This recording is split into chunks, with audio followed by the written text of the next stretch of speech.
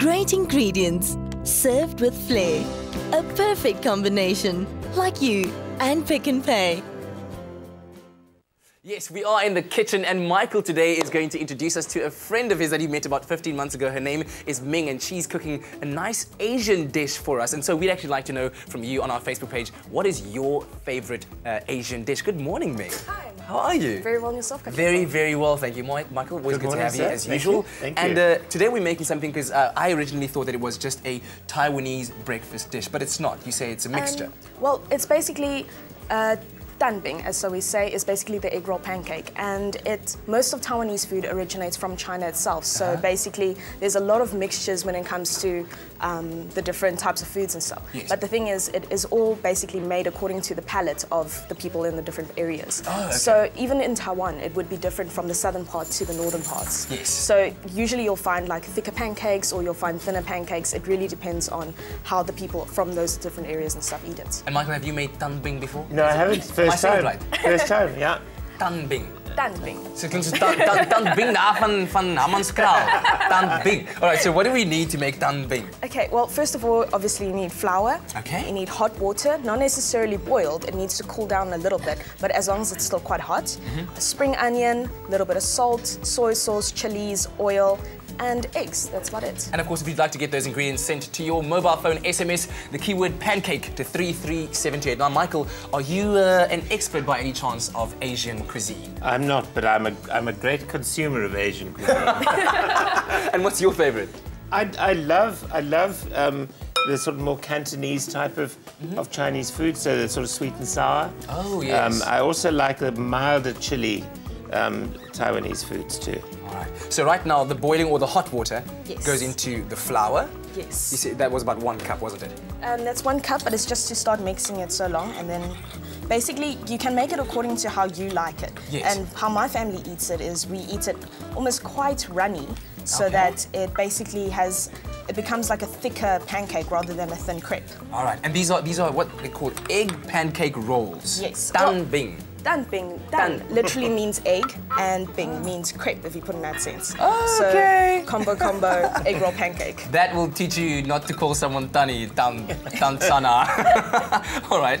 Okay, cool. So that happens, and yeah, this is I think my favorite Asian dish. I like any kind of sushi. Yesterday, I actually had some of the best sushi I've had. I saw you were tweeting about sushi. Yeah, it was amazing. They had they call them sweet kisses, where you have a kind of a roll at the bottom, the normal rice roll with a piece of salmon and tuna, and on top they have a prawn, deep fried, with some mayo and a sweet kind of sauce. I'm not sure what it is, but it was amazing.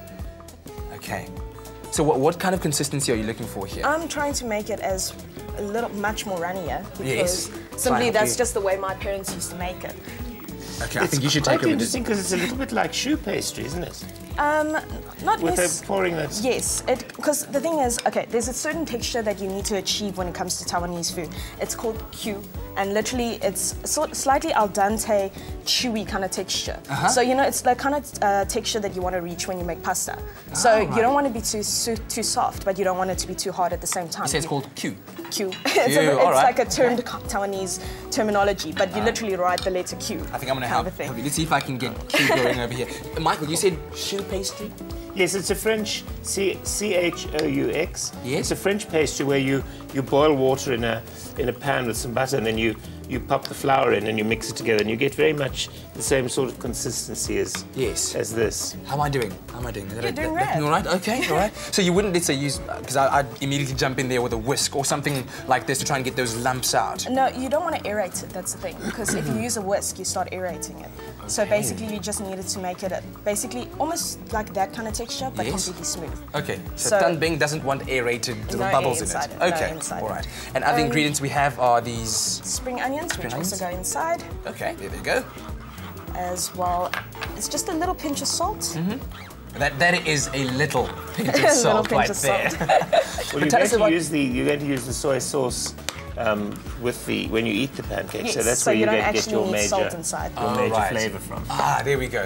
I think it's time to bring out the ready-made pancakes. Yes, all right. So once you've done that, you would actually, just as you would a normal pancake, you would put them on a very hot pan. Yes? Am I right saying that? Yes. Michael can start on the egg, actually. I'm going to put this right over here.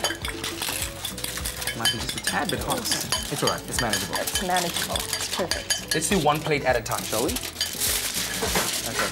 And so your cooking background, Ming, where did you start and how did you decide to focus your talents on Taiwanese cooking? Well, mostly at home, just learning how to cook at home. And then afterwards, it came to a point where I studied at Vega doing creative brand communications. Yes. So I specialized in copywriting. But as soon as, after I was done, I wanted to go into the food industry, but I wasn't sure what I wanted to do yet. Yes. And I interned at Fresh Living magazine, which kind of exposed me to the magazine industry as well as food. Yes. And so I really wanted to take food to the next level. So basically what I did was, okay, we just need to pop that on. Okay, so the pancake goes on top of the egg. Yes, before it's completely cooked. Okay. Cool. And then basically what we need to do is just let it cook for a little bit longer so that the egg sticks to the pancake. And then afterwards we'll just need to flip it over so that it heats up and cooks the rest of the egg. Okay, wow. So I'm going to just pop that down there. Cool. So if you just missed that very important part of the process, we had the mixture, the tanbing mixture made that was in a kind of a pancake batter, yes? If you will. And then you're gonna have that on your hot pan, make the pancakes so they come out looking like this. And once they do that, you'll take the egg into another pan. Your egg goes into another pan, and before it cooks completely, take your pancake on top of that, pop it on, and this is what tanbing looks like. It's such fun. It's like a sort of a double-layered story going on. Exactly. And of course, if you've just tuned in and you'd like to get the ingredients to the recipe of how to make this egg pancake roll, SMS the keyword pancake to 33728. Cool. It's basically done. We can actually get out the ones that are ready. All right. Okay, let's do that. All righty. And here's one over here. If I can just grab this properly. I'm just going to place this. Oh, sorry. Come on, you little one. There we go. Close this up over here. All right. So when it comes out looking all nice and pretty, like that. How do you roll it like that, though? Basically, how you roll it, I have a little trick what I like to do, and it's basically just to brush. Oh yes, there we go. Brush some of the soy sauce on the inside. Yes. Basically, brushing the soy sauce on the inside, it's only literally for aesthetic reason. Yes. And to kind of help it stick together while you roll it. Because usually when you roll it, it kind of falls apart from each other. And what you like to do is to make sure to keep that smoothness. Now, it's very important that the egg is on the inside of the roll. There we go. Okay, you roll it very carefully. Yeah, it's a little bit hot though. I know. So we're going to be finishing this up, and then I'm going to take this for now, right? To our couch potato, I want Leanne to taste this and tell me what it's like. It just needs a little bit slicing, and then we'll be ready. Okay, how about you slice it for me in the meantime? Awesome. Right now, it's time for couch potato. Stay with Espresso and SABC3.